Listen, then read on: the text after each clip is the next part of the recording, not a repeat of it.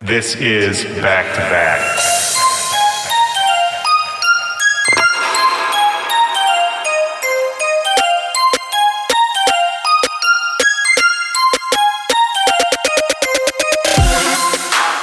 Yo, what's up, back-to-backers? This is Willie Joy. Welcome to the show.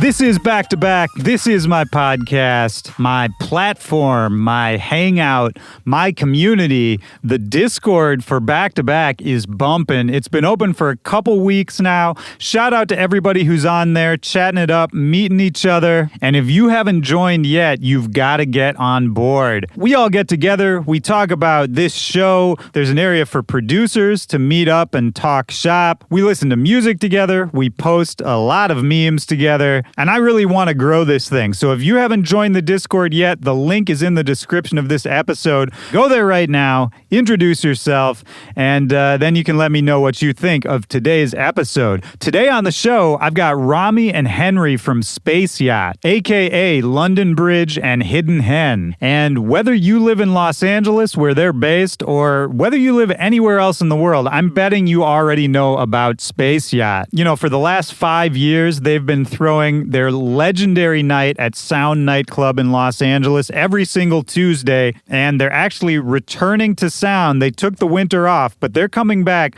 a week from today. If you're listening to this on release day, they're coming back in a week on February 11th to Sound Nightclub. Space Yacht is back in Los Angeles. But if you're not in LA, don't despair. They tour all across the world. They're doing more and more events, and they're not just events either. They make merchandise. They make marijuana, which is something I learned while we were having this conversation you're about to hear. London Bridge is an amazing house music producer. They really do it all. It was great to talk to them, and I'll tell you a little bit more in just a minute. Back to Back is sponsored today by my friends over at Serato. I feel very proud. I feel very honored to be working with Serato, a company that has had such a big impact on my career and the careers of so many of your favorite DJs. You know, they started off making their famous Serato DJ Pro software for DJs performing live. I've used it for a decade plus, as have, again, a lot of your favorite artists. But now they've taken all that expertise and turned it into a product for producers. So all my producers out there, listen up. You got to get Serato Studio. Serato Studio is a brand new beat-making tool that helps you simplify the path to creativity. It helps remove all those annoying technical roadblocks that make you stop, break you out of your flow when you're just trying to get an idea out. Serato Studio is here to help. The interface is extremely intuitive. If you've ever seen Serato being used or used it yourself, you'll have a sense of how it works right away. And it comes built in with tons of loops, effects, features, samples, everything you need to really just get a beat out into the world as quickly as possible. They've got some proprietary sample packs from people like Just Blaze, Flosstradamus, the good people over at Fool's Gold Records made a pack, and it's really just a blast to use, to play around with.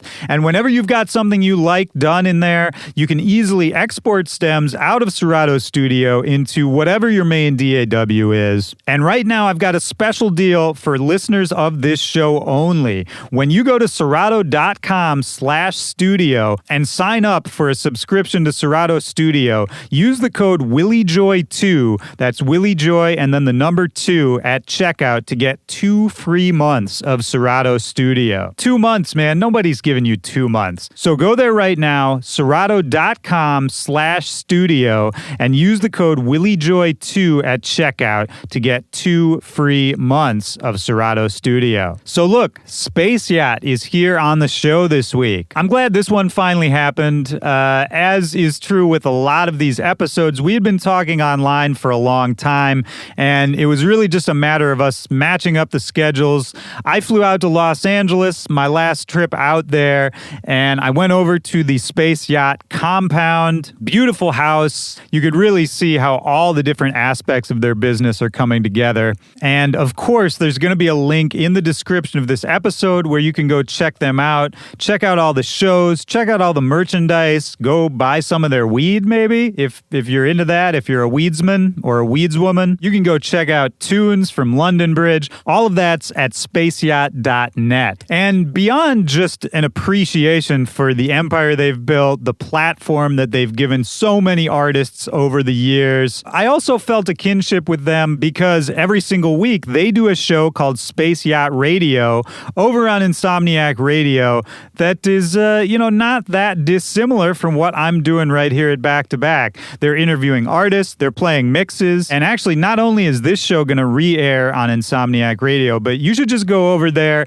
and check out the whole channel, check out Space Yacht's show. Every single week they're putting up some great content with some of your favorite artists. But look, beyond any of that, beyond all the promo stuff, this was just a super interesting conversation with two really intelligent people.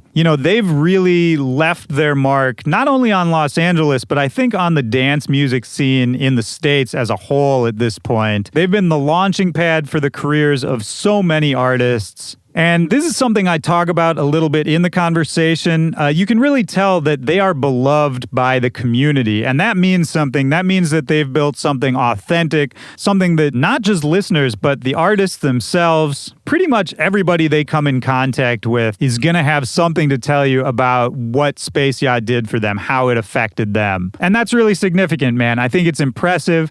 I really like the way their brains work. I had a great time doing it. I hope you have a great time listening to it. If you do, as always, I want to hear from you. The best way you can help support this show is just by helping us spread the word. Tell a friend about Back to Back. Tag us in your stories. Put up a tweet. That is the best way to help us grow. And I love seeing it. I'm always out there reposting your content, talking to you guys anytime I get tagged. So don't forget to tag us. I'm at Willie Joy, at Back to Back Pod is the show. And you can always reach out to me directly with any questions you might have. backtobackpod@gmail.com is the email address. With all that said, all the business out of the way, let's get into the good shit. This is me and Space Yacht back to back. Let's go.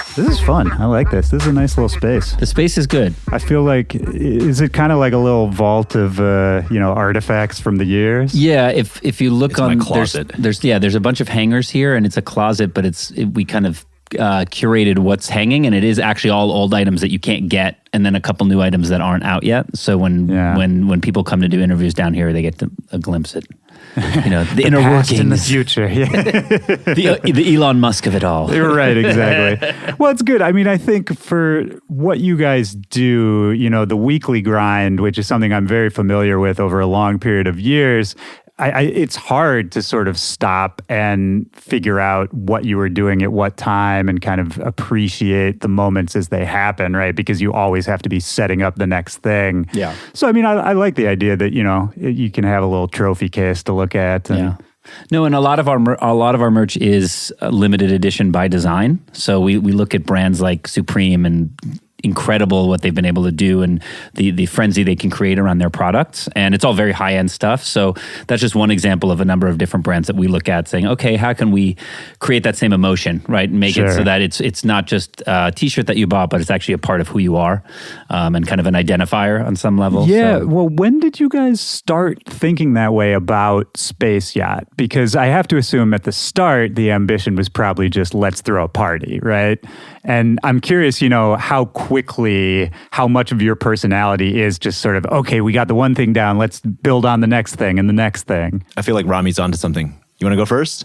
No, I don't think I think that the answer to the question is that it's inherent in who we are and kind of where we come from. Yeah, I definitely have my way of like telling the story, and it's we're one of the few promoters that we're just Space Yacht. There's no we don't have a brand called Base Empire or the trap. We should though. Damn son, the Base trap, Empire. the trap night, trap knights of the round table, stuff like that. These are good. I mean, these are going to become parties pretty soon. Don't just give those away, man. But we were just curators, and I think part of the early feedback was, we felt like we almost had to answer to people. And like we thought about it. I mean, I'm sure Rami went through this as well, and we both had the same result, but we came out saying like, we do this for us, and you either get on with it or you don't, like thankfully, I mean, thank God, like our taste has gotten us so far. And hopefully we're doing well by our audience and the people who go to our shows. But it's like, we at the end of the day, we do it for ourselves. And it's stuff that we actually like. And when it came down to, okay, well, we're a party, we're going to have our own merch at some point. That translated to our design and the way we presented things. It's like, I don't mind not selling 1 million of these. Like I would rather sell like a 10,000 smaller runs and everyone has a special piece of something because people come and go. It's okay. Like I'm not mad at that, but everyone, I don't want everyone to have, like I don't want to diss on Forever 21, but like I don't want everyone to have the same piece. Like I don't mind designing 20,000 pieces. Right. Are you designing them? Yeah, we're tag teaming most of these. Yeah, and we have a couple designers that work with us, but like our best selling item is something that Henry came up with. It's the "We Are So Fucked" smiley face logo, and it's like probably our biggest selling. We do different colorways, and that's just Henry came up with it. You know what I mean? So we are a very kind of like all hands and everything type of company, if you could even say that. It's just us and a couple other people who work with us. And when he says company, quote unquote, it's like a couple of dudes. Couple dudes, friends. Couple friends. At their house on the couch. Definitely mom and pop. But I do think that we come from, we care about culture. We respect brands that actually impact culture in a way that's like meaningful and not just some bullshit. And it's like, you hear these other brands like, how do I become cool to this or how to become this? And it's like, there's so many steps to that involve different facets. And so we're not a clothing company first and foremost. We're not a weed company first and foremost, but we do those things.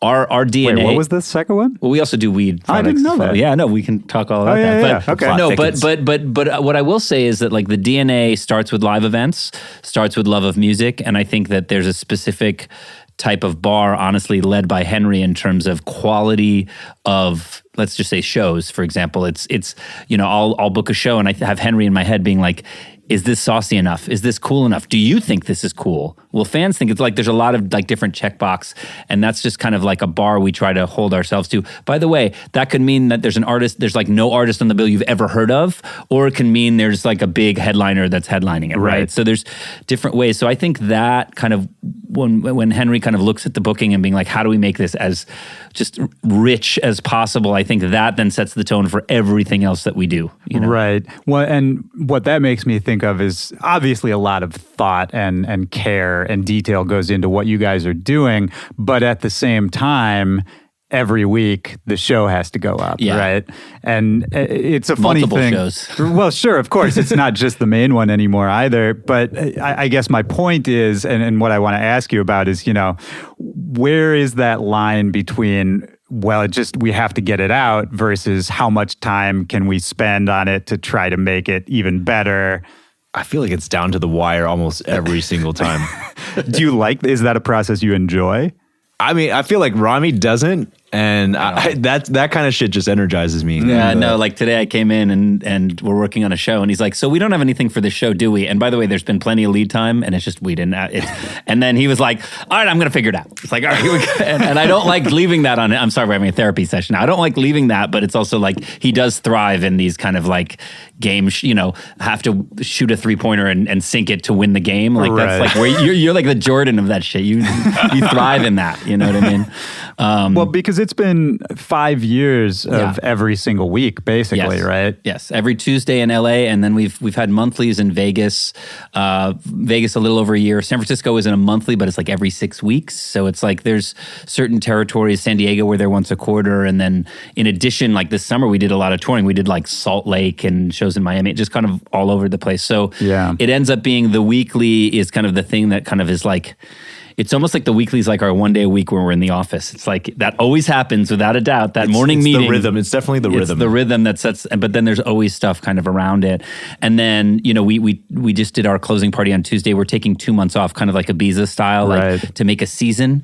And we'd never done that before. We just want to experiment to see, because we've got plenty of other shows happening. Yeah, anyway. I wanted to ask you about that.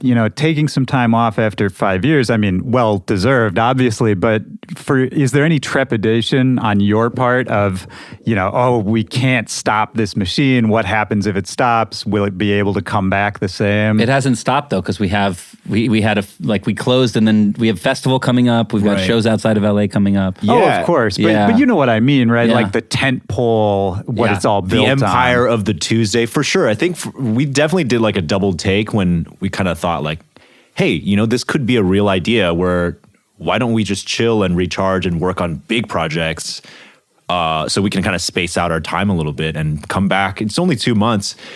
We had a lot of back and forth, and when we finally got to it, and we were like, okay, actually, we could use some personal time off, and also well, of course, some time to spend. Like the Googles and the Apples, they'll do like the 4 days out of the week you do the in-office stuff, and that last day it's always the experimentation where you actually challenge yourself to grow. So I think that's our. That's a really good way of putting it, it's actually. Our experiment day. Did you notice just on like at the nerdy business side too, does the event slow down in those winter months? Because I sort of feel like the whole music industry kind of takes a nap in December and early January. I feel like people respond to emails a little slower. It could, but then you also have like the Christmas shows have been really big for us too. Yeah, so it's that's like true. there's some of that, but then there's definitely highlights that we miss. But we kind of were just thinking like, it's rest is important, and even though we are working on other shows and a lot of merchandise drops and a lot of things like that, I think there's like kind of an emotional, the fact that like last week was the first time we didn't have to be somewhere on Tuesday in 5 years. Yeah, what does that feel like? That was crazy. That was the fact that I was home making I made a roast chicken and baked potato for my wife, and like I was just. I didn't know what to do. I was like, "What's going on here? Like, shouldn't we be doing something?" Free. Like, I'm free. But Henry, for you, did you feel like I should be doing something? I feel like you're that guy. Surprisingly, I agree with you guys, but surprisingly, no, because when Rami was saying like we're still full speed on these other shows. Right. I'm talking to this guy in always Asia about something like to a show 11 months from now. Yeah. So it's all still moving, and it really is just dividing up some time to work on some bigger projects. Yeah. Well, and that's exciting. And I want to get back to that and sort of talk about, your vision for the future. But before we get there, let's talk about, when things were a little quieter and sort of where this all came from. Are you guys both originally from Southern California? I am. I'm not. Okay. I'm from the East Coast. I'm from New York originally. Oh, okay. And then moved out to LA in the early 2000s to be in a rock band. Oh, nice. That no one's heard of. Was that right after college? Yeah, it was like I did a year of, I played drums in a band, and then I moved out here to meet a friend up from college who had a studio, and I was like a songwriter. So originally came out to kind of follow the indie rock dreams of those days, and then and then I've been out here ever since. So it's been a long time. So I feel very Southern California. Oh yeah, I mean you've put in your time for sure. It's for the listeners. Before we started recording, Rami and I figured out that we had actually gone to college together a long time ago because we're old. Yep, we are old. That's true, and we overlapped, which was crazy. That's even crazier to me. I swear to God, we're for sure in the same rooms at certain times. Definitely. So funny, man. And so you moved out to LA following the rock band thing. What was your exposure to electronic music? So I had actually bought a pair of turntables like my junior year of college. I'd been into hip hop forever, but got really into house music, and then studied abroad in Italy for like a 3-month semester or whatever. So I actually got the house music bug around 99, 2000, which, it already had been going on for a long time. It wasn't a new genre at all, but in America wasn't really represented in... Yeah, although being in New York is not a bad place for it around that time. No, and it's like, I actually had a lot of friends in high school who'd go to like the jungle, like drum and bass parties, like the NASA Liquid Sky stuff. Yes. And I never went because I wasn't allowed to go, but I had... Your parents wouldn't let you? My parents wouldn't let, but there were these two girls that I had crushes on who would go, and they'd date like these guys in the balloon pants, like the UFO. Like I was one of those guys. You were one of those guys, right? So I wasn't really cool enough, but I knew about it, and I'd been exposed to like jungle and drum and bass actually really early on, like in high school.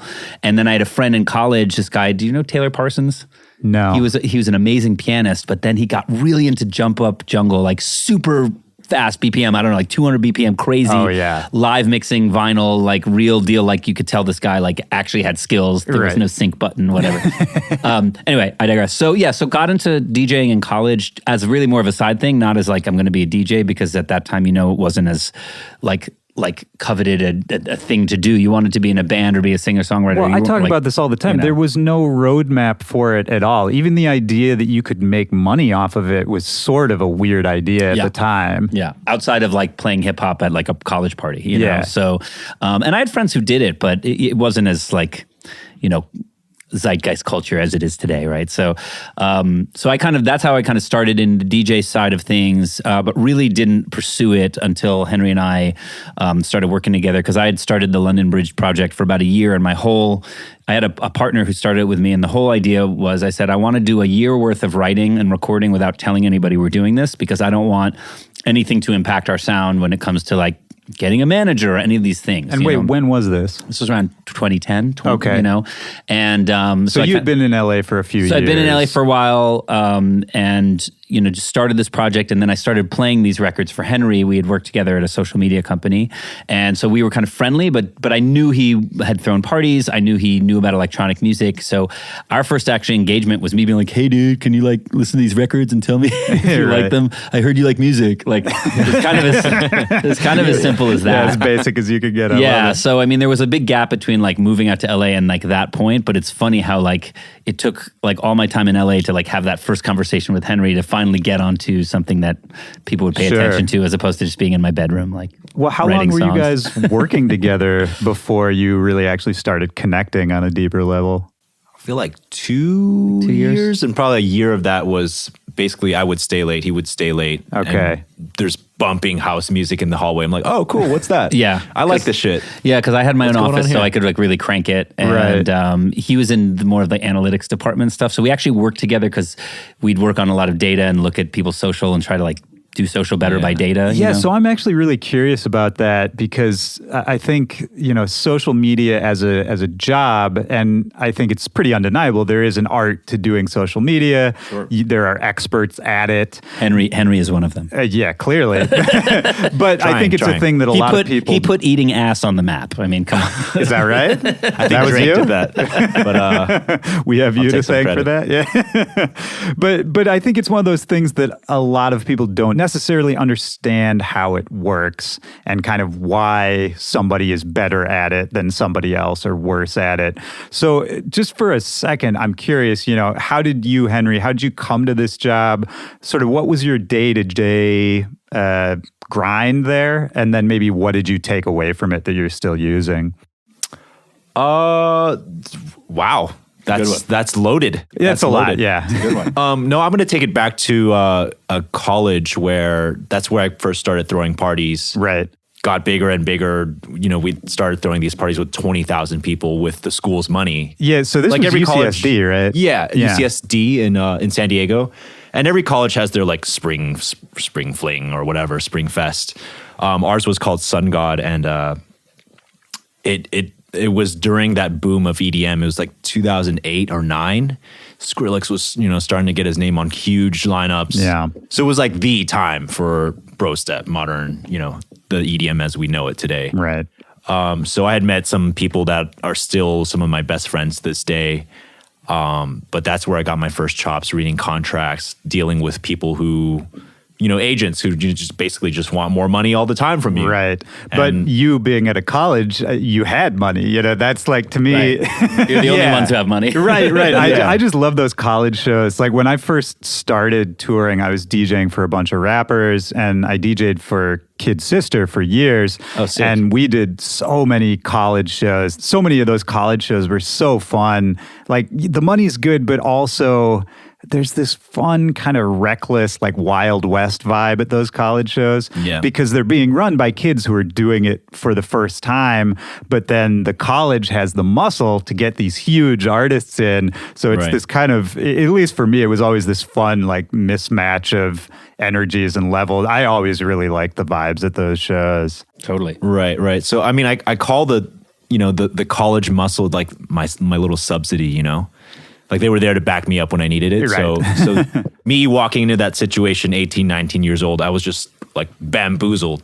And So I who knew I was- had to do something with that. Who were some of the first people you booked on really big shows that maybe gave you an idea that, hey, this could be something down the line? My first booking was, I think, Kill the Noise. Yeah, that's a good one. And LA Riots.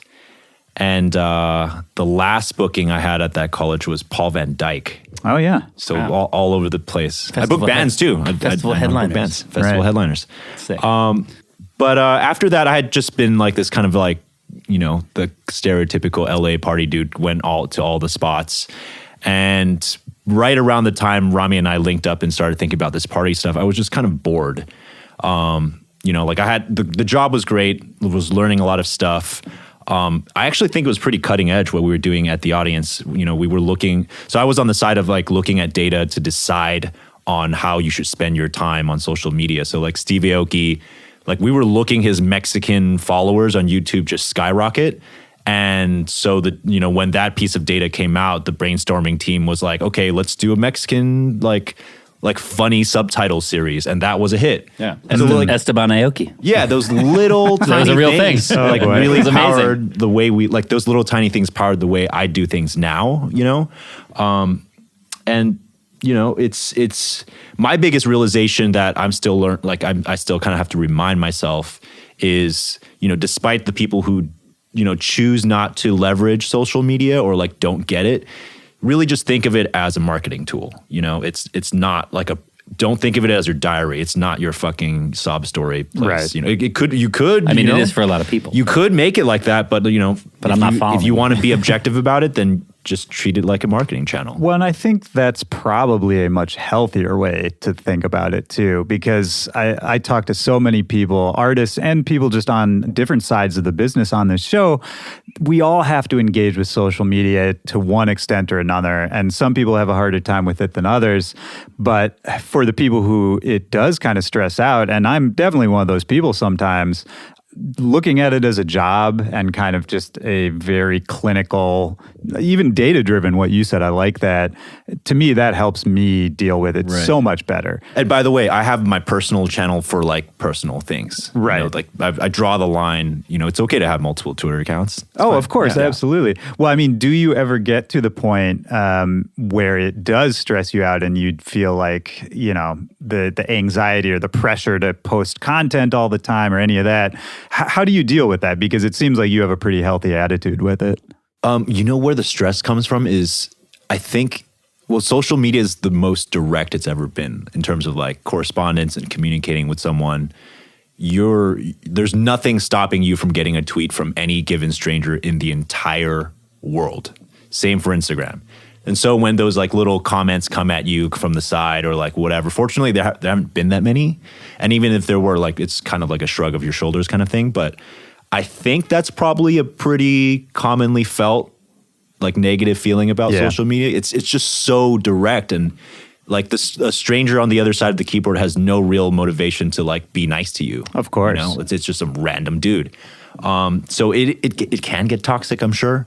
I think there's the two main ones, right? There's the thing you just spoke to, and then there's the quote unquote compare and despair thing where you look at somebody else who's posting about how great their life is going or something It's cool. all smoke and mirrors, bro. Well, yeah, I was about to say, I bet for you, having worked at that company, it's probably easier to just all our lives suck and all our lives are great. Yeah. But I time. find that there's actually like I go in waves of how I feel about it, and I've actually found that certain tools recently have helped me get out of that. And I don't know whether it's because like I just feel better about where I'm at in my career and what I'm doing, because I know that it's like when you're down, it's you get kicked while you're down, right? That's actually when the social media probably hits you the worst, when you're like depressed or you didn't get something you wanted or whatever those kind of things are, that then all of a sudden, Twitter user X is getting or you're perceiving that they're getting these things. By the way, they're not, they're broke unless they're Drake. But I think it's all about there really is about self-awareness, like in regular life, in this life, where it's like, yeah, those things seep in, but I try to immediately call myself out on those immediately, and it's either get off Twitter right now and stop looking, or bro, come on, that's bullshit and that you're creating this narrative in your head, right? So it doesn't mean it's easy to do that, and I feel like people don't do that. But I think that if you really kind of have like take a breath and think like, what is it, Abraham Lincoln? He'd write the letter, the nasty letter to someone, put it in a drawer, and then doesn't send it. You know what I mean? I like right? that. That's pretty good. You know, Michael G. Scott taught us that one out of the. I mean, Office. I guess that's just the. But it's 2019. It's Twitter drafts, right? So Twitter drafts. Totally, it's Twitter drafts, and then it's also a Tweet and really delete, good, baby. a really good one is a new one that I've been using is don't talk to people on Twitter. It's my new rule. Now that doesn't count for fans who like say they like something and want to engage or want I'll have a conversation, but it's do not, if someone's antagonizing you or you're triggered by something they're doing, just don't do it. Just Right. don't talk to them. Just put it away because it goes away. And that strategy has actually helped me a lot. It doesn't mean that you always do it. Like sometimes you get caught and be like, oh, why did I say something? I shouldn't have talked. You Why got did I me do again, that? internet. You got me. But it really, if you're just like, you know what, I'm not going to talk to people on the internet. It's going to make my life easier because then I don't have to have like some sort of angry bullshit thing or have them not understand. Like I tweeted something to somebody last week that was super harmless. And then all of a sudden it got like taken in this whole other way. And I was like, and then I had to write, guys, I was joking about that, right? And then I was like, I'm never talking to anybody on Twitter. I wasn't even talking about anything important. Well, yeah, there's kind of no way to win. Like I had a tweet. Can't win any of them, I think. I had a tweet last week that went kind of viral, and it got to the point where the people replying to it didn't know who I was, didn't know the context of what I was talking about, didn't know anything about what I was saying, basically, but were still responding to me as if they were like my close friends who had known me for years and were in the room when I said the thing. And when you get those kind of replies where they're just, it's just somebody who's unhappy with something or somebody having a bad day and they just want to yell at somebody for something they see, you're absolutely right. There's no point in engaging that. Nobody wins in that scenario. It's like also like being mad in your car when you're in traffic and like you can't be mad. What are you going to do? Everybody's, you know what I mean? Go nuts if you're mad at everybody you see in the traffic. Yeah. You got to more Zen for 2020. I mean, that's an LA lesson, man. More Zen for 2020. Anyway, sorry, I don't know how we got No, but look, social media is at the core of who we are as people, and it's like our existence. So it's like, I used to want to battle again. Like I had like 2 years ago, I had this thing where I was like, I'm going to get a flip phone. Like I don't want to be, like, and it's like, how dumb that sounds now that I think about that. I'm like, that's so dumb. But I had like a month where I was like, I'm getting a flip phone. Fuck it. I don't want to be available, That doesn't sound dumb to me, man. I understand where that comes from. Yeah. I understand why it might not be feasible it's for you. It's not feasible. And it's also like, you can only control what you control. The Stoics always talked about that. That's the big theme in Stoicism, which is like, you can't control other people. You can only control yourselves, right? So it's like, but you can't control technology and the wave that's come upon us that exists here, right? So it's like, sure, flip phone is cool, but the reality is like, why would you want to be a salmon going against, are they going against the tide? Are they going with the tide? Going swimming It upstream? depends if you're mating. If you're salmon, if you're Right. mating, If you're not horny. mating. So if you're horny, you can go against technology. No, you shouldn't go against technology. You should go with technology. Oh man, this is getting real weird. But you know what I'm saying. You can't take on the world. You remember The world's coming to that? you. Was it Chemical Brothers? The song "The Salmon Dance." No, but I think cue the think that was salmon like- dance now. Yeah, we'll put it in. That was really good. I think it was a Chemical Brothers single in like 2012. Anyway, you can look it up for the listeners. But okay, so you guys are working at the social media company together for a few years. And actually, for you, Rami, after the band stuff didn't pan out, did you have an idea of what you wanted to do, what you wanted life to be? No, and I'm kind of glad I didn't, because I wouldn't have met Henry had I kind of taken another path. But it really, a good friend of mine said, he's like, you stumbled, like I kind of did marketing for about 10 years, and that was my full-time job. I did music on the side, but in my head, I kind of knew they weren't projects that were going to like get any kind of shine or success or anything. So my friend was like, you stumbled into being like a marketing dude. Like you didn't even try to do that and like didn't go to school for it. But I ended up for about 10 years working in marketing, mostly on social media and, fan engagement kind of world. And the two places I worked, we were on teams that were like the first team at these companies to do this kind of stuff. So what I will say is that 10-year period, although like I always wanted to be an artist and music is kind of my life and breath, I actually was very energized because it was cutting edge stuff, new stuff. Like you should have heard some of those meetings where I'm like trying to convince people that Facebook and Twitter is important to their brand and them laughing in my face. You know what I mean? And it sounds like crazy now, but timing is everything. And, you know, even if we were like 18 months ahead of our time, it was still people like making fun of us, being like, whatever, or being like wanting our services for free because they didn't value it, right? Well, and I have to imagine, too, if you're working with people like Steve Aoki, who, you know, are blowing up and having these big careers and sort of opening a lot of doors, that was probably inspirational on a certain level to you as an artist, right? Totally. And that's how it happened is like, you know, we were working with a lot of big DJs. I was going to a lot of festivals, seeing a lot of behind the scenes, but being there as a marketing person. So the ego of it for me was like, man, like I can make music. I have make music. I DJ. Like, why can't I be on the other side of this? And so that actually is where it came from.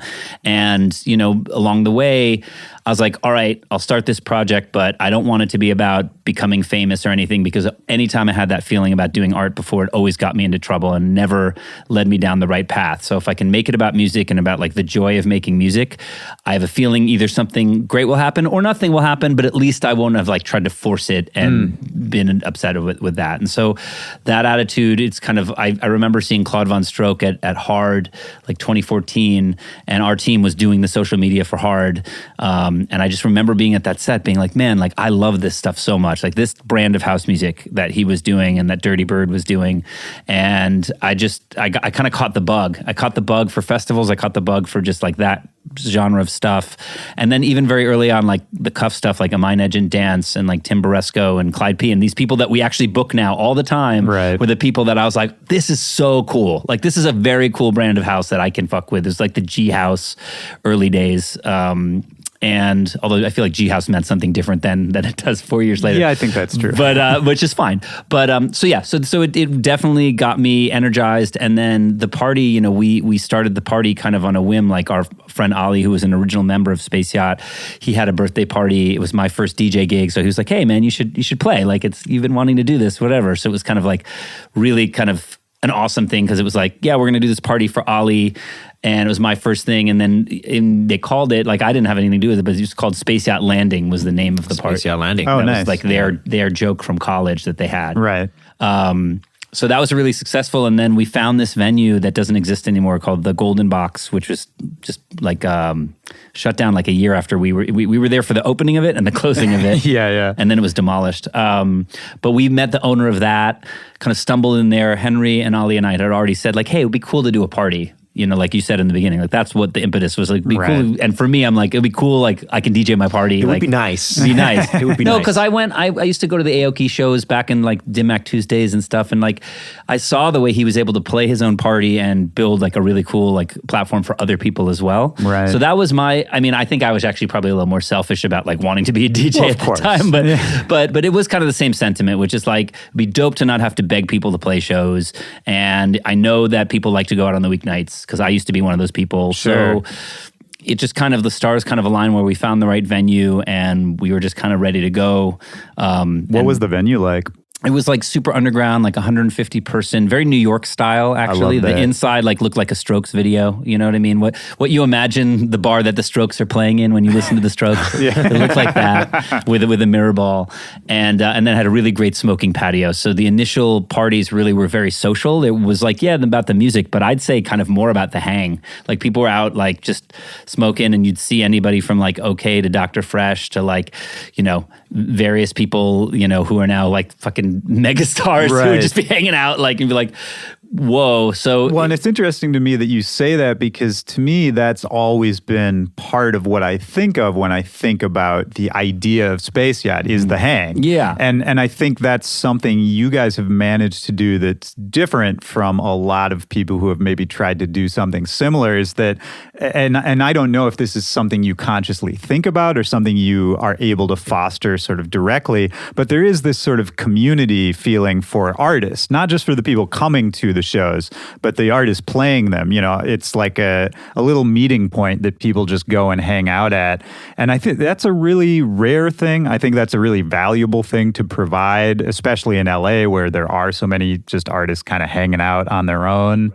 And to hear you say it was kind of that vibe from the beginning is interesting to me. Yeah. Well, it's shifted from being that vibe for like these upcoming producers, and there is now the new generation of upcoming producers. Yeah. But all those people kind of graduated into being like these amazing festival people. I mean, we just had OK play a techno set a couple weeks ago. He was the first headliner of Space Yacht. He played the first one ever. Right. And so we were just kind of reminiscing, and we interviewed him last week for the show, and we were like, oh my God. And he started counting off all these different people who would show up.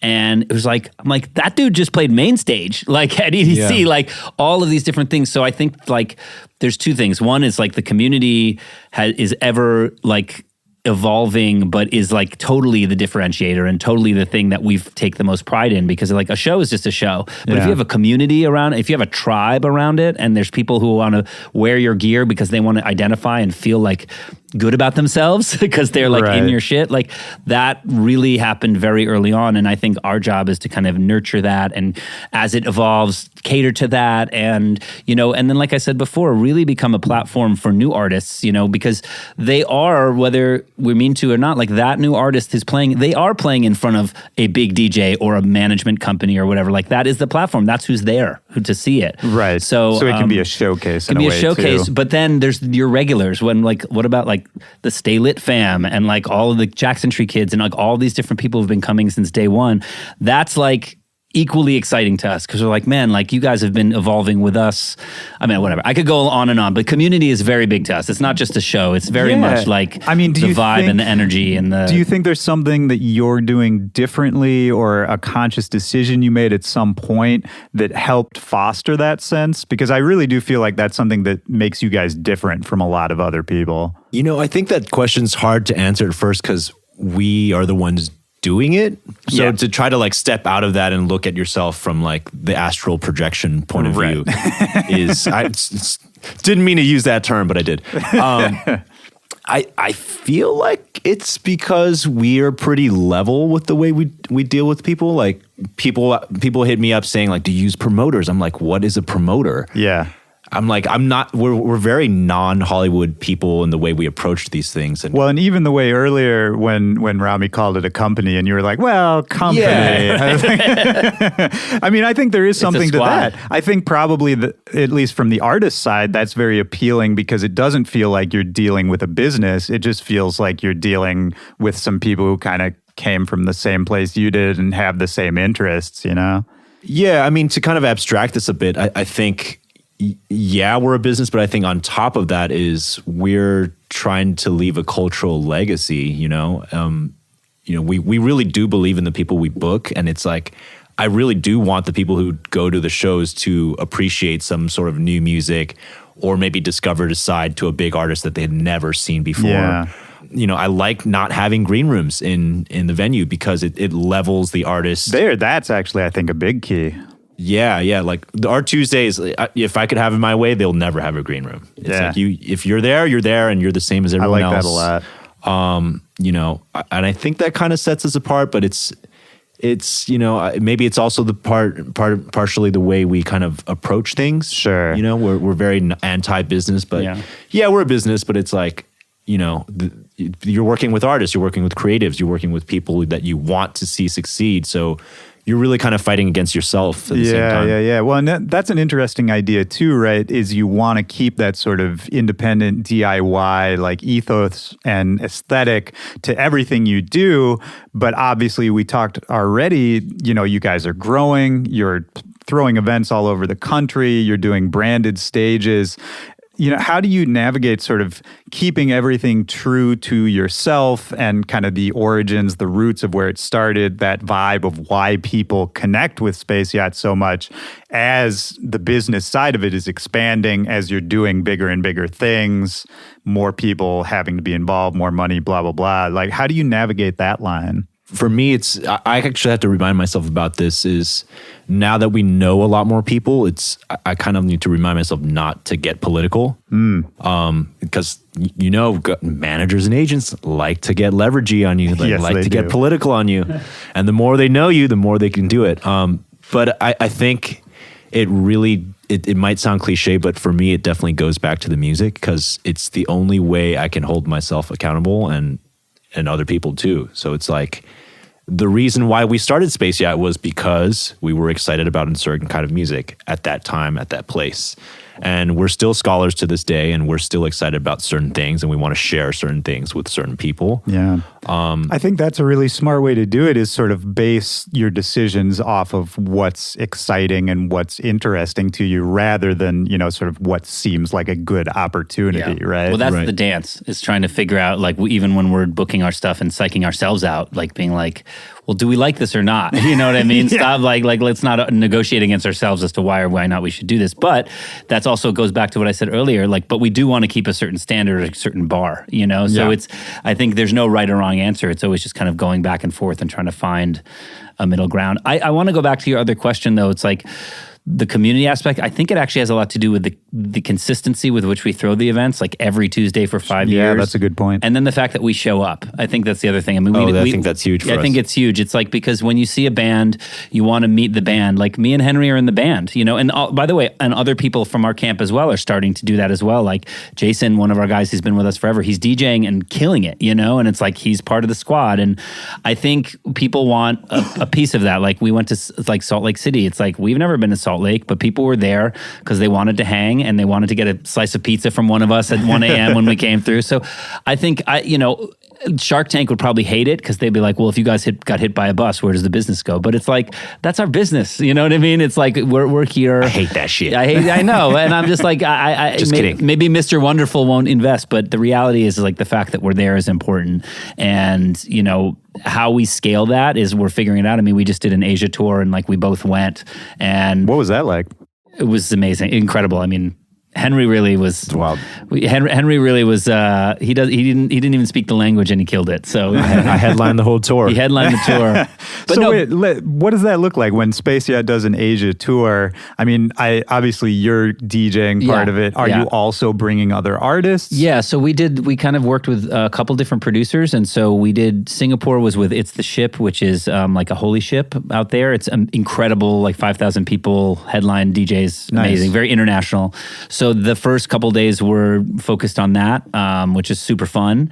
And then we had some dates in China that were through a different promoter, and I actually played a little bit different than I normally play because they were just like, these specific clubs aren't really underground. So I played a lot of hardstyle and psytrance and dubstep, which was really actually cool. I'd never played that live, and that's fun to do, man. Let alone for 90 minutes, like So there was some of that, and then we did have proper Space Yacht in Shanghai and Taipei, and for those we did a collab with this brand called Sweet and Sour, who are kind of like, the guy who runs it is like, he's like, I kind of started Sweet and Sour after I saw Space Yacht, and he's become a really great friend. Shout out to Kaku.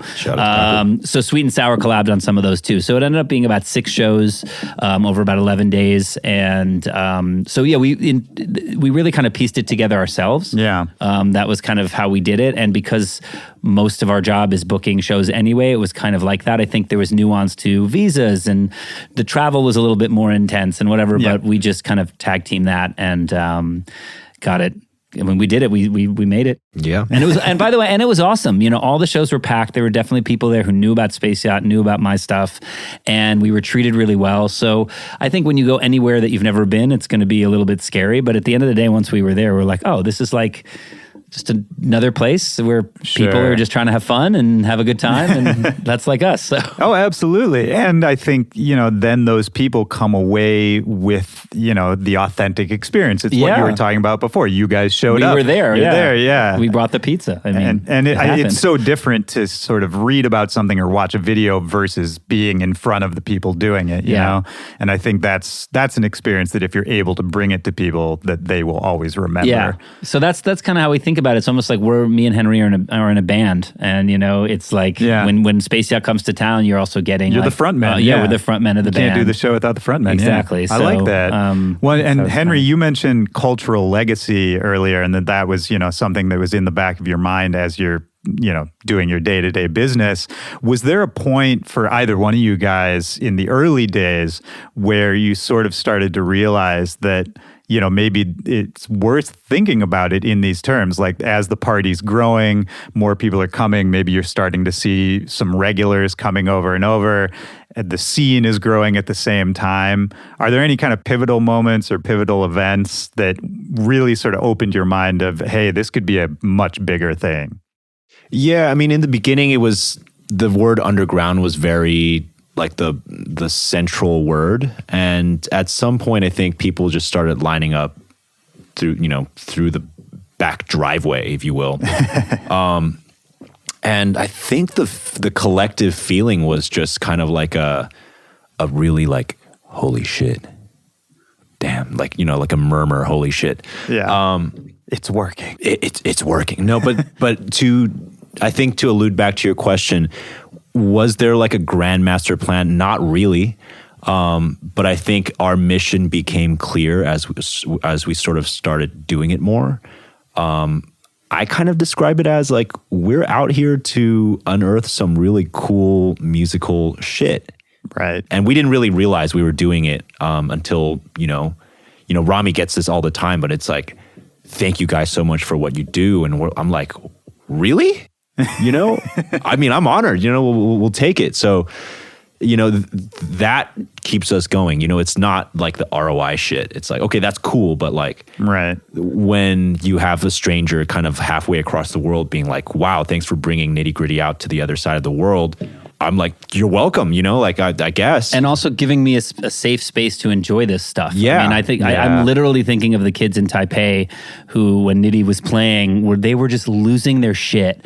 And I could tell, I was like, these guys don't get the opportunity to enjoy their music with like someone that they fuck with, you know what I mean? Yeah. And it was this kind of like freeing thing where I'm like, I know for a fact that this person is feeling like just amazing right now, and they feel safe and they feel like they can be themselves here. And I think that takes a lot of forms, right? Because a techno show has a different expression of that than a dubstep show, Definitely. right? But I think in all cases, that's kind of what we like to think, where it's like we're creating a safe space for people to be in and enjoy themselves and express themselves. That can be smoking a cigarette in the back patio and not even listening to the music, or that can be in the center of the dance floor.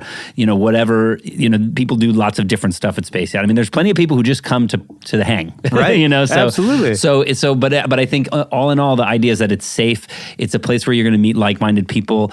I get a lot of stories all the time about people who are like, yeah, I moved here from Michigan, and like I was told just to go to Space Yacht and I'll figure it out, and like I did, and now like I met my like 5 best friends from here, and like, or I'm like, this guy's my manager now, and I met him in the first Space Yacht. Like that's the type of stuff that we love. Yeah, that's like real community stuff, So well, and even on the other side of it too, you mentioned like OK played the first event you ever did, and obviously he's gone on to have an amazing career, and you guys have been there at the start of a lot of artists' careers that have gone on to do big things. 100%. I have to imagine that's a really nice feeling too, to sort of be like, well, I'm kind of like, I want to cut. No, of course. Well, yeah, but I mean, I'm sure there's that too. People get big, people move on to different stages in their lives. That's our role. Our role is to be that person to kind of shove them off into being like, Godspeed. Go get it. Yeah, you push them out the house, they're grown. Yeah.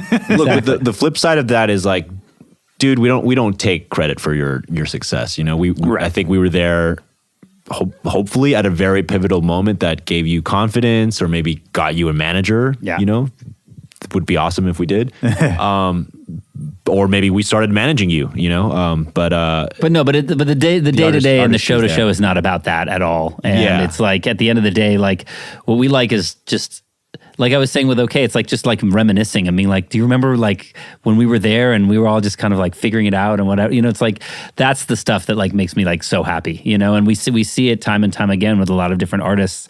And we might not have been their first show or been the reason that they blew up, but it's nice to kind of have like a little part of the journey with them and be like a little bit small part of that with Absolutely. them, you know what I mean? Well, and another thing you mentioned that I think is somewhat unique to you guys is that you do book artists all across the spectrum, right? So it's not just anyone's sound, it's not just anyone's style, But I'm curious, I'm sure you guys have your own personal tastes in music. How do you balance that versus, keeping a diverse collection of people coming through? How do you decide, well, maybe this isn't my favorite thing, but I understand it's important for whatever reason? Do you kind of try to keep a balance between personal taste and sort of public interest? For me, it's my taste in EDM is somewhat broad, I think. But I will say, for me, it's like the classic 9 p.m. opening slot is actually one of the most exciting slots to book. Absolutely. The 10 p.m. super exciting slot to book. The closing on a weekday, super exciting slot to book because it's not necessarily the headliner. Right. It's the closer who you have to make a fair assessment. Is this person in his career? It's a very kind of subjective kind of dance that you have to kind of think in the artist's shoes.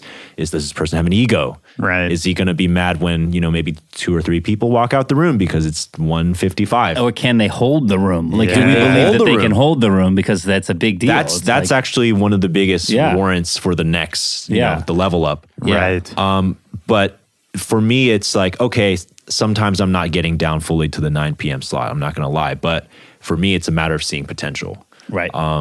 So do you sometimes use early slots to kind of audition people a little bit? 100%. Absolutely. 100%. Absolutely. And especially stuff that might be a little more esoteric that we don't know if everybody will like, but we want to see how it translates live.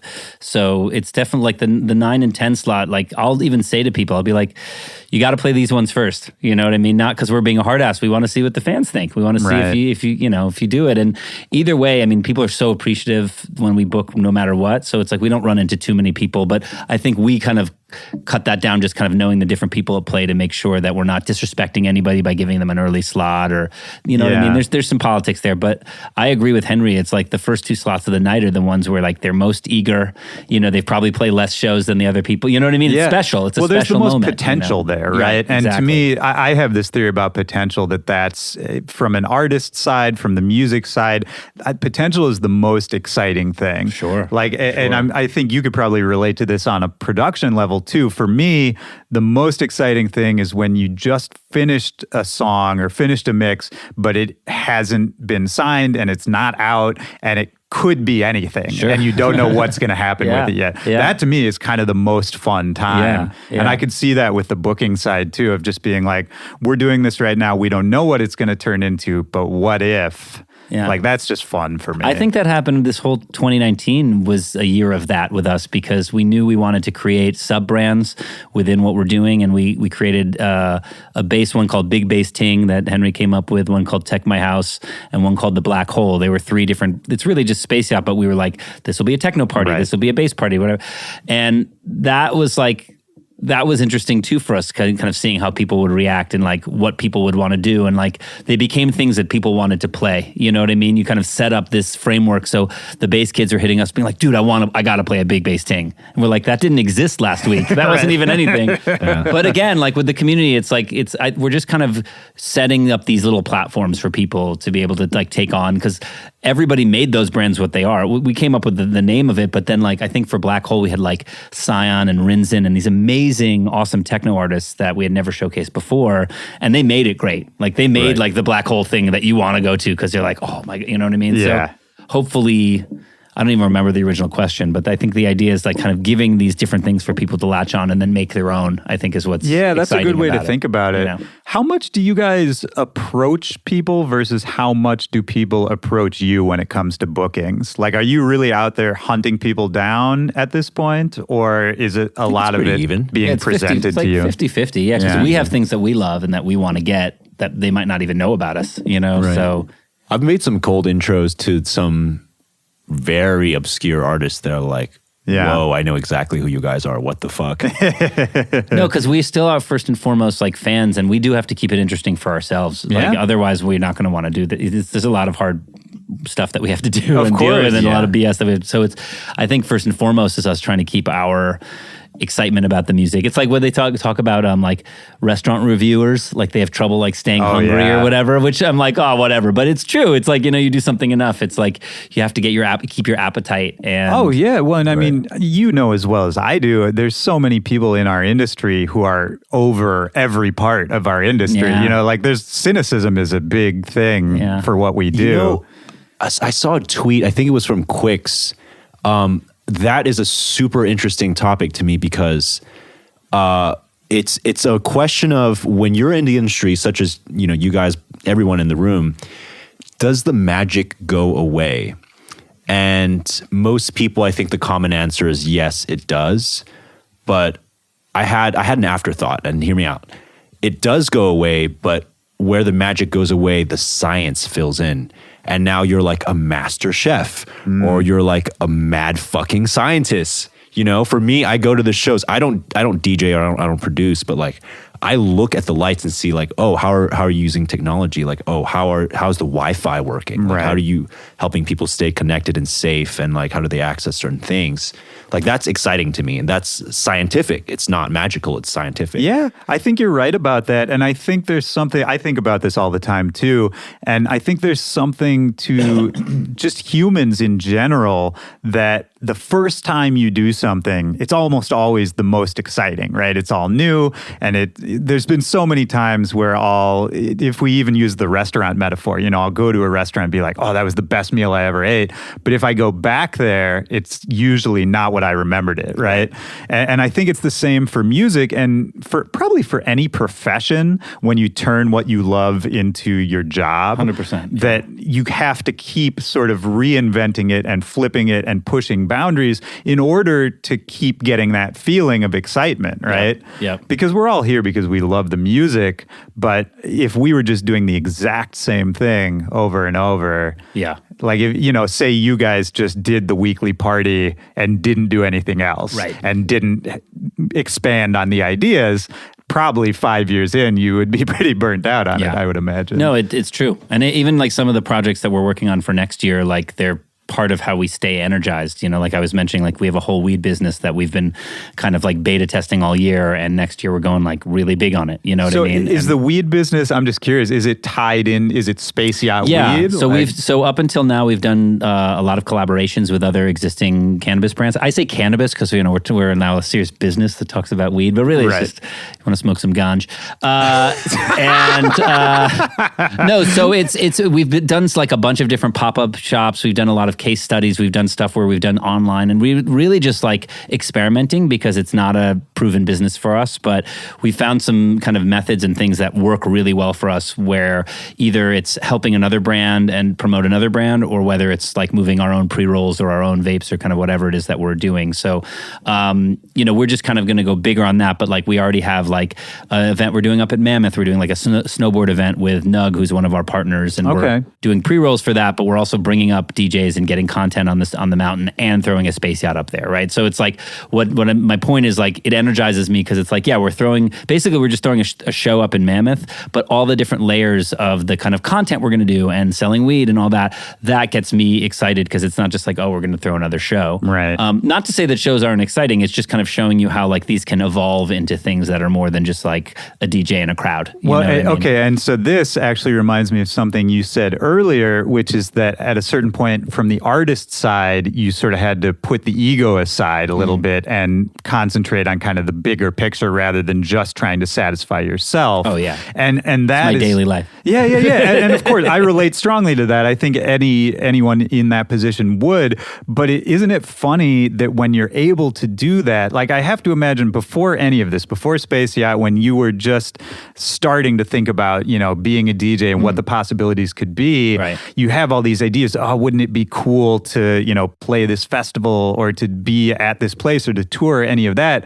And then once you set the ego aside and focus on this sort of more community-based project and focus on all the other opportunities that you could have easily had the blinders on and not pursued, Right. then all of the original goals just fall in line, right? You said it very well, honestly, because for me, and this is, Henry probably has a different line on this because he's not like going out there as an artist. Right. I think of him as an artist, but he's not. Although he did headline Asia. I'm a finesser. He's a finesse. No, but for me, like, it helps me because I have to put my ego in check, because the first iteration of London Bridge and wanting to be a DJ is I want to be a touring famous DJ. You know what I mean? And although I've got to check off a lot of really amazing boxes that I'm like, oh shit, I got to do this, this, and this.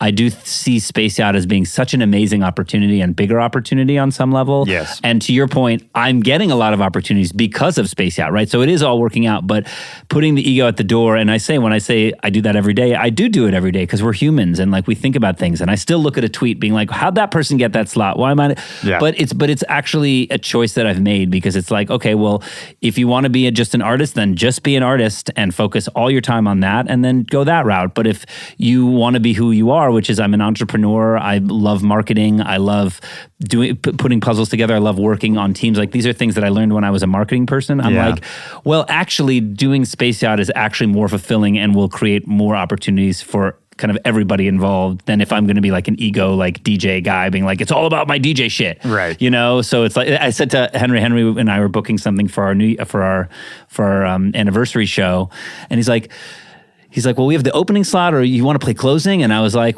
well, I got to play headlining slot for our closing party. So I was like, my ego is stroked for the next 12 months. I already got, because every once in a while I do want to play something that's like sexy and makes me feel like, all right, I got, Of course. But at the end of the day, it's like all boats rise. Me and Henry winning is me winning and vice versa. And, I think it's just, I'm so stoked that we've been able to make such an impact and mean so much to so many people. And I'm like, all right, well, this is just now scratching the surface. What could we do on a bigger level from a show perspective, from a, lifestyle, and culture perspective? And then I'm a pothead. So like on the weed perspective, it's just like, these are the things where I'm like, wow, we have an opportunity to do something. And everything that we do, Space Yacht is about community. It's about a group. It's me. It's always been me and Henry and our squad together, working together. You know what I mean?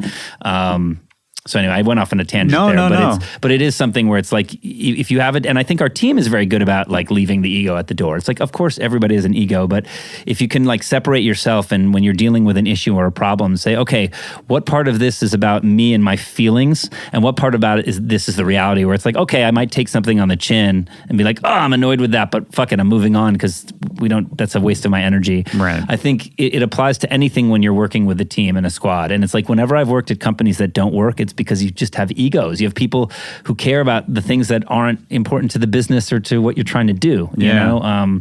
So I could go on and on forever. Both you guys have really healthy attitudes about all this kind of stuff. And I'm curious where that comes from. Like, have you always been these people? I'm a bish on a mish, man. All that other stuff goes to the side, That's the thing. Is it that though, for real, like goal oriented? So he's the Irving Azoff of the CDM shit right here. You don't give a fuck. Yeah. Wait, what was that? Is it goal oriented? Like, is that what it is for you? Like, the rest of it doesn't matter because you are on a mission. Wait, what's the opposite of goal oriented? Journey oriented? Yeah, kind of. It's kind of both. Yeah. I don't see for Henry, I don't see about it being about ego for him. I see it about being like, when he says he's a mish on a bit, like this, he won't take no for an answer. He won't take no for an answer. He's like one of those characters on the HBO show who's like, he's ruthless, right. And he runs the corporation with an iron fist. It's like, that's who he is. And that's just like how he's wired. It's not like, I don't think it's a conscious decision. I think it's like, if a show or a product or something isn't right or isn't to the standard, then it's not going out and we're not doing it. And honestly, it sets the tone for the rest of the kind of group of us who work together. You know what I mean? I think, I don't think it's like... I do think that kind of energy is infectious, for sure. Absolutely. Yeah, well...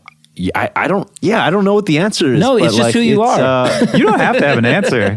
You don't have to have an answer at all. Do I have a clear goal? Like, I know the goal is to put out some really great stuff. Yeah. Well, how about this? What are you most excited about right now that you're working on? Because we just mentioned you guys are working on a bunch of different areas all at the same time. What are you most stoked about? You're interviewing us at the most interesting time because like we specifically put this time aside to like work on stuff that's way out of our comfort zone. Yeah. So like right upstairs from the studio, literally, 4 feet above us, there's, a documentary kind of screening being set up so that we can shoot a documentary. I've never done that before. We've never done a creative outlet. Maybe you have. I've definitely I've done never lots of documentaries. done a lot of documentaries. I've got my whole band. I've got 3 years of my band on documentary. I really do. Well, it's a first for me. I mean, we're making a foray into like becoming a serious merch business just out of like necessity for survival, you know, and paying the bills. And like this weed stuff is super interesting. And it's the exciting part and the reason why I hesitate, because to me, it's also a journey and learning process. I'm definitely like I get excited about learning new things from new people, like, learning new things. So, I mean, maybe that's it, though. Maybe it's the newness and the excitement of that, of trying something new and experimenting. Absolutely. And also just like leveling it up. Like we have come this like a 5-year point. There's a point of inflection here, or reflection rather. And it's like, okay, part of what I'm excited for next year is like, how do we keep Tuesdays interesting? Yeah. Like we're going to open back up. There's going to be another like 10 months of shows. How do we make that interesting to ourselves? And how do we level up the things that we've been doing and make the experiences better? So I don't even think of it as that much different stuff that's coming into the mix. Like we're actually doing the stuff we've been doing all year, which is like apparel, shows, weed, and we've been doing all that. But now it's like, okay, we've proven that all of this stuff has some like, the market wants it on some level. How do we be really smart business people and try to, create this into something bigger than just like, oh, it's cute, you guys do some weed products. You know what I mean? Like, how do you make that into a real business, right? Yeah. So I'm excited. I'm also excited about like just as we progress with the new opportunities. I mean, Asia overall, it's like we just went there for 2 weeks and had a really successful tour. It's like, what does that mean? Like, so does that mean we're there twice a year, 3 times? Like what? Like there's new opportunities that we're seeing. So I think the fundamentals and the bones of what we're doing are actually very similar to what we've been doing, right? Course. It's not new skill sets. It's the same skill set, but it's how do we work smarter, more efficiently, and then be able to kind of expand. And also, by the way, learn from the mistakes and say, okay, well, let's not do those mistakes again. You know what I mean? Everybody falters here and there. And I think if you can just pay attention and say, cool, that happened, and we're going to now, optimize and never do that again, and then do these things, or not never do that again, but saying maybe let's give it another try. This little part here wasn't exactly correct. And I mean, if you think about that, do any mistakes come to mind? Any learning experiences that happened along the way, whether it's, a bad night at the club or, some weird business thing where it was sort of that, okay, I learned that lesson, now I can do it better? I think, and I'm not going to speak for Henry, for me, I think listening to our gut is actually way more important than we give it credit for, because I think when we say yes to something and our gut is like, but sometimes we'll still say yes. People do that. That happens a lot. And I think it doesn't mean that it'll be right, because you also have to challenge yourself, right? So if your gut is like, but you're like, but this, so you have to find that balance of like, where's the challenge and where's like your gut actually knowing what the fuck's going on and saying, don't do that. You know what I mean? So I don't know that there's a scientific method for that, but I do think it's that's like the opposite of the scientific method, but I think you're absolutely right. Yeah, or can you intermingle? Can you use the numbers and the gut feeling to somewhere come in between, Yeah, I think that's about right. And one thing we haven't even mentioned, which is yet another thing you guys are doing, is the Space Yacht Radio interviews and mixes and all that. Yes. How long have you been doing that now? So we are 70, this will be... 69 episodes. No, 7, this will be the 71st episode, actually. Oh, there you go. We're all going to post this together. And we do it weekly, Monday nights at 9 p.m. on Insomniac Radio. We are now Radio Brothers, right? Yeah, that's right. Yeah, mine is on Mondays at 10 a.m., I want to say, Pacific. So we're 11 hours later? 10 hours later? Yeah, something like that.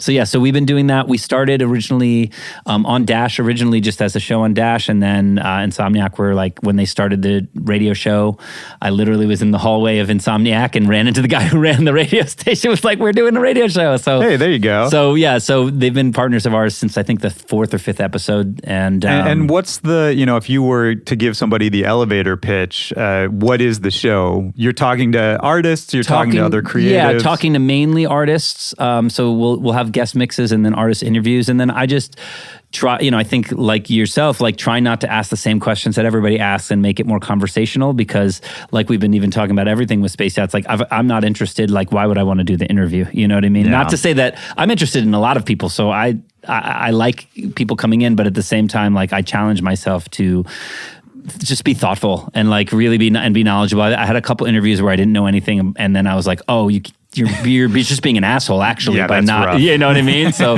I actually had one that was like that, and ever since then I was like, okay, like I feel like I disguised it, but I should never be in that situation again. So that's that. And yeah, I mean, we syndicate it to our podcasting platforms as well, and so different people listen live, some people listen to it after, and it is really fun. And I think conversations like this, like I really enjoy that. I like hearing what people have to say. Oh, absolutely, you know? man. And I was really happy to see that side of what you guys were doing growing and all of that, because when I started doing this show, there really wasn't almost anyone else doing it. And at first, it's funny, this comes up again. At first, I had an ego about it, like, oh yeah, it's my thing. Nobody else is doing it. But then once a few more popped up, I thought I would be sort of jealous or like protective, but I actually just got more excited because I think I love these kind of conversations. Me too. And I think in the same way you were talking about fostering a community in the physical events that you do, I would like to think at our best moments, that's what we're doing here. And having these kind of conversations, elevating the discourse about what we're doing. 100%. I love this kind of stuff, man. No, so I'm glad you're doing it. No, your interview with Destructo was like super inspiring to us. We listened to that. We were like on our way to, I think we were going to San Diego for July 4th, not this year, but the year before. And I'd listened to it and I was like, you guys got to listen to this. We were in the car. And it really was like, I loved it because there was so much history in that episode. You know what I mean? Dude, that one was crazy because we didn't even get to what people know him for until like the last 10 minutes. No, it was incredible. It was incredible. And it made me realize that there is actually like a lot more to these people more than just being DJs. And I also think like people are kind of, you know, as much as people love the raves, people are also kind of over like, you know, put your fucking hands up, 1, 2, 3, right? Yeah. So I think there is like a want in, and definitely when I was a kid growing up, like I wanted to know more about the bands I listened to. I wanted to kind of get a little bit more intimate. So I like to use this as a way to kind of, like we do with our shows, showcase new people because we have a lot of new artists on the show, but at the same time kind of speak to that 14-year-old kid who's in their bedroom listening to this or listening to this on their phone on the bus or whatever, and like having their brains think about how that could be them. Like they could go on to produce, because everybody I interview is like, well, I just started on my computer in my house, or you know what I mean? It's like that could be somebody listening. So I really like it. And also a lot of times when kids are coming up to me at my shows, they're talking to me about the radio show more than they're talking to me about my music. Isn't that funny? Yeah, I get like, that too. No, and I like it because it's like, okay, well then you actually know me pretty well because I talk to you 1 hour a week and there's 70 episodes. It's 70 hours of me being an idiot, you know, talking to you. So I think there's actually an oddly closer connection through the podcast than there is through the music, just because of the nature of what it is. 100%, man. And we'll wrap it up in a second, but you know, you mentioned Destructo, and I think that's worth touching on, is that Space Yacht and you guys are part of this larger tradition of, you know, people throwing events in certain time periods that define certain eras. And I'm curious, especially in Southern California, is there any one person or a group or an event that you look to as either a source of inspiration or sort of, you know, someone who laid a roadmap before you got there that you really thought a lot about when you're designing your own stuff? For me, I would, you know, I'm a SoCal dude, you know, not born, but pretty much, you know, I moved here when I was 2. So, you know, pretty much raised on, you know, SoCal waters. Right. But for me, there's an event that's no longer around called Low End Theory. Oh yeah. Legendary. And I think it kind of shaped the way I am, you know, like 18 to 22-ish, in terms of looking at clubbing as a religious experience. Well, talk a little bit about Low End Theory. How would you describe that event? I mean, it's as underground as it gets, you know. It's, you know, the way even, you know, sometimes you see Space Yacht is in Hollywood. Low End is the complete antithesis of that. Yeah. You know, I thought, you know, the attendees, you know, myself were very scholarly, you know, very kind of, you know, how I kind of phrase myself as when I approach music, as I approach it as a scholar.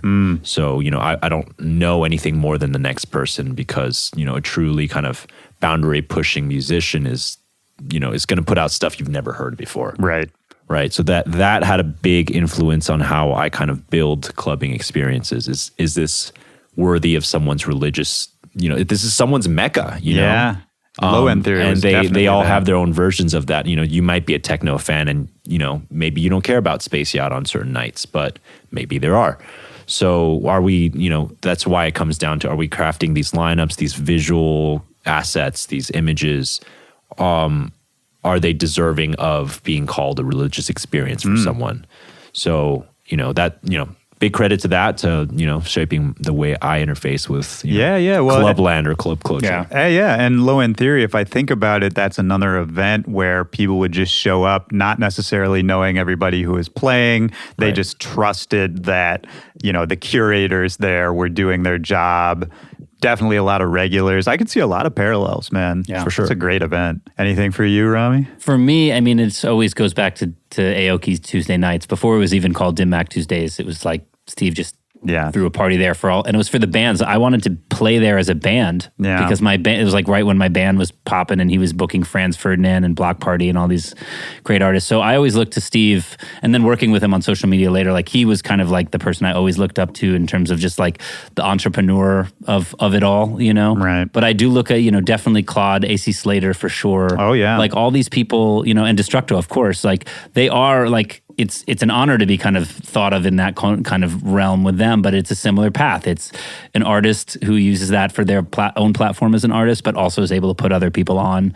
And we're big fans of those people as well. So yeah, I will say that like when we first threw our first party, we never thought this would turn into like what it is, let alone like a full-time job for us. You know what I mean? And I think that was a defining moment when like I left my last job and was like, all right, Henry, I'm going to show up to the house and like, I guess I'm here with you now. Like, we got to find something to fill this time. Exactly. Yeah. There's, and there's a lot to fill. So, I mean, I think, even going back to like, does the glow wear off, right? Do you get bored of like once and it's like, I keep on thinking about like going to work for someone else or going to an office that I don't want to be in. And I had jobs that I liked. So I'm not saying every job is like that. And if you like your job, you are the luckiest person in the world, like own that. But for me, towards the end, I was not liking where I was at, and I was kind of like the idea of being able to work with one of my best friends and kind of do the ideas that we want to do with no one telling us what to do.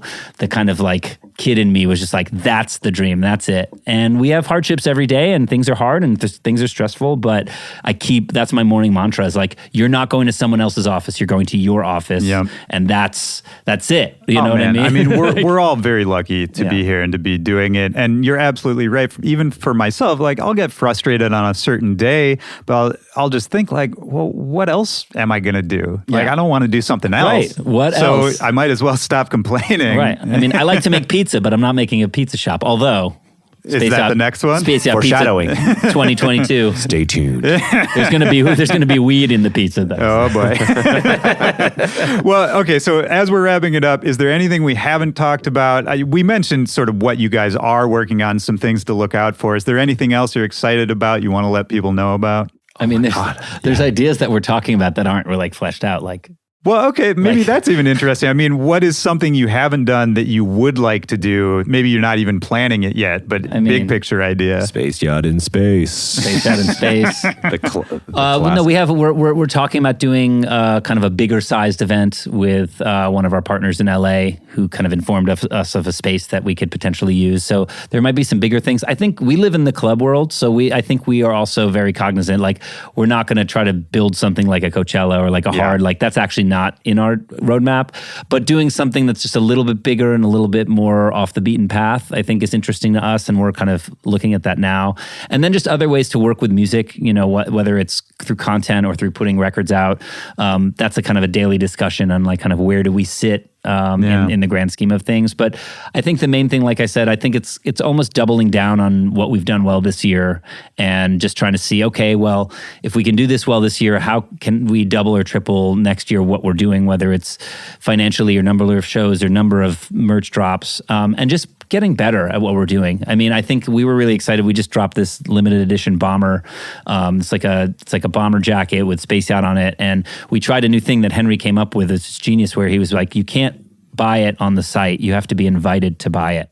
Oh, interesting. So we tried that for the first time, and the outpouring was like amazing. People were stoked, and we did it in a nice way. It wasn't trying to be snobby or like too cool for school about like you can't have it. It was more just like, you know, we want to reward our super fans who've been with us, who come to everything or buy everything, and then kind of see how it goes. And that was really exciting for me to think about. Okay, well, the response was like one of the best drops we've ever had. How do we repeat this? Do we try something different? How do you do this once a year? And so things like that, and new ideas and new ways to kind of connect with the audience or make products that they're excited about. I think that's like definitely 2020 is like what I'm eyeing in terms of like what are the other things that we can do to make people excited or make their life better. I mean, there's nothing better. There's like YouTube channels devoted to unboxing, right? Unboxing is a cultural thing. Yeah. It is one of people's favorite things in the world is to unbox something. So I think that is a big focus. It's like, how do we make the boxes better? How do, like, even Henry was talking about the bomber. He's like, well, how is it coming? Is it just coming in a bag or is it wrapped? Or, you know, like looking at the attention to detail that we see that other brands are definitely doing, but that we're kind of new to, I think is exciting. And honestly, just like, I think Asia's exciting to us because that's just like a whole new world. And we have some amazing festival stage opportunities that are coming up this year as well. So, you know, I don't think we're going to try to reinvent the wheel in 2020, but I definitely think it's just kind of like doubling down on the things that worked. Get a bigger wheel. Get a bigger wheel. Put some rims on it. Yeah, and and trying to enjoy ourselves. I mean, I think it's... Yeah, I hope you guys are. I mean, you guys both seem like positive people, but Yeah. I hope you take a little time, enjoy the break, man. Get some Thank you, some yeah. time to yourself. I think you guys No, it's deserve good. it, Like man. our Asia tours, as much as there was moments where it was like scary or we didn't know where we were going or whatever, we ate some amazing meals and we met some amazing people that took care of us, that were nice to us. And we were just like, every day we'd be like, bro, this is pretty sick. Like, this is pretty cool. Like, this guy or this girl, like these people, we've never seen this before. We've never eaten this before. Like, that's stuff that we really pay attention to and say, okay, wow, we're really lucky to be able to. Well, good, get man. to do I'm that. glad So- you're able to have those moments. I'm glad you're here doing what you're doing. I'm glad we're sitting here right now. Thanks for coming by. Absolutely, man. Appreciate it. Final question. I ask this at the end of each episode. Just looking for a memory, a time in your life when in a moment, music really meant something to you, really deeply affected you. And it doesn't have to be like a significant moment. It's kind of just the first thing that pops into your head. You know what? I have trap music to thank for helping me get through a very rough breakup. Okay. Let's talk about Yeah, that. I just gotten out of college, and no, it's as simple as it sounds. And I was the breaker upper, and you Yeah. know, sometimes you end up being the sad, fucking loser. But I was just like, I'm just gonna play some trap and get my ass over it, and it worked. And Just like the energy of it, was this around the time when that trap was like a new sound? I think it had been around for a second. Yeah. But for me, it was just on repeat all day long. I'm like, there's no way I can be sad, listening to, the Okay. kind of trap I was listening to. Yeah. The energy of it. Yeah. I like that. I mean, music is absolutely a simple as remedy, it man. sounds. Yeah. I know, that's perfect. I like it. How about you, Rami? Yeah, there's so much. My head is just flooding Yeah. with stuff. But I think one of the things, the pivotal things for me was I was at Coachella the first year they did the Yuma tent, and then it was like a 500-person tent, and I just remember going in and out of there and just being like, this is where I want to be. This is what I want to do. And, and it was after I'd been in the band. It wasn't like when I was like super young or anything. It was just kind of like, it spoke to me what was going on because it was all vinyl sets. It was like super just underground. It was like a small platform, no production. And it was like the most special, thing I'd ever seen. You know what I mean? So I think that was really amazing. And then and shout out to Kobe and the people at Sound. They produced the Yuma tent, and what they've done from that first one now probably 8, 9, 10 years later. It's one of the coolest tents at Coachella. It's Absolutely. unbelievable, right? And it's very meaningful. So, If you want to talk about, starting from a humble place and growing it, I feel like that's sort of the same path you guys are on, man. Yeah, unbelievable. And shout out to Sound Nightclub and Kobe and that whole staff. I mean, they believed in us. They wanted us to come to Space Yacht go to Sound a year before we did. And we didn't want to mess it up. So we're like, give us another year to grow, because Sound to us is one of like the best venues like in the world for the type of music It's that a we great put on. space. So, and then yeah, I definitely think Yuma is just like a very religious place, you know, for those who like kind of the darker side of things and the techno side of things, you know. So, also Radiohead, also, you know, Arcade Fire, also Billy Joel last year at Madison Square. I mean, I got a lot. I got a lot. Well, we'll come back. We'll do part 2. You can tell we should us just some more. can we do a whole like episode of my top 20 musical experiences? Yeah, for sure. Why not? The Mighty Mighty Bosstones at CBGB. Oh, we'll do hours on the Michael Mighty Jackson Bosstones. Bad Tour. I'm not joking. I had that man. T-shirt before Skrillex. Although I find it weird that he would wear that T-shirt now with all the things of Michael Jackson. But we'll leave it at that. Yeah, that's a whole nother discussion. Yeah. I don't think we got the time So for we've got it. a bunch of ideas for episodes coming up now just from this. Oh, last yeah, final absolutely, banter. man. We'll come back. We'll do part 2, 3, 4, all There it that. is. Thank you, guys. This was really fun. Thanks so much for having us. Enjoy. All right. Appreciate Peace. it.